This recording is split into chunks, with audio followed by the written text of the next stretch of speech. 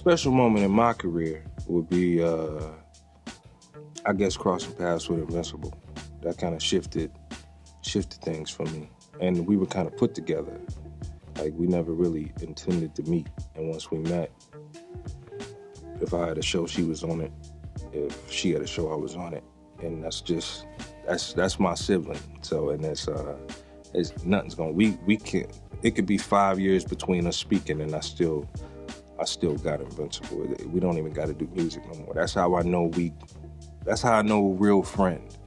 Same way with Apollo and people that I came up with. So a lot of people I knew before you knew them as Apollo or Invincible or people like that, but we grew up together. So those are the experiences. The first time I spoke to Dilla.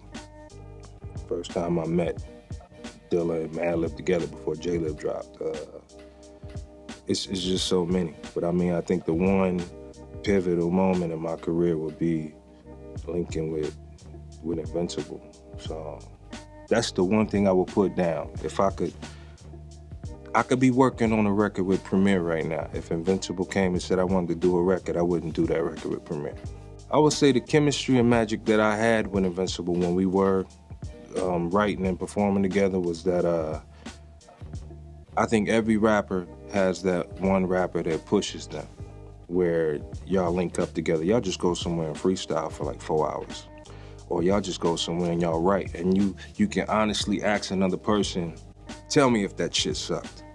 And then she would be straight up with me and I would be straight up with Invincible. And that's that one person. I mean, I have other people, like me and Corona are like that. But I mean, Invincible was the first. So, you know, I don't really want to talk Invincible up like that, but if that's family. So it just is what it is. So if you ask me the one record that I haven't done that I would love to do, and I believe it when it happens, it would be the Invincible record. But that's just what it is. I think people want that. They want that. So a wild tour story. Invincible put together a show in where were we at? Long Beach. It was me. It was her. It was Slum Village. It was House Shoes. I think Adab was on it too. And Hex. Hex was there. So we set up the tour. Invincible paid for all the tickets. She did everything. And the promoter decided at the last minute he didn't want to pay. So Invincible came and told me and Hex. So we ended up going in the basement to have a conversation with that promoter out in Long Beach. And Hex, I left the room. Hex was like, I got it. I left the room.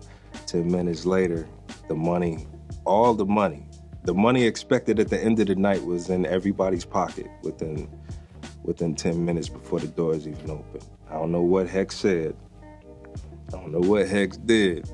But it was pretty much like the promoter, his whole tune changed because he was dead set on not paying Invincible. And I think maybe it's because of she was a female or whatever. But he tried to play the shit out of her. So, but Hex cleared that shit up. I got some weird, funny ass stories. It always ends with somebody like get threatened or some shit. But it is what it is.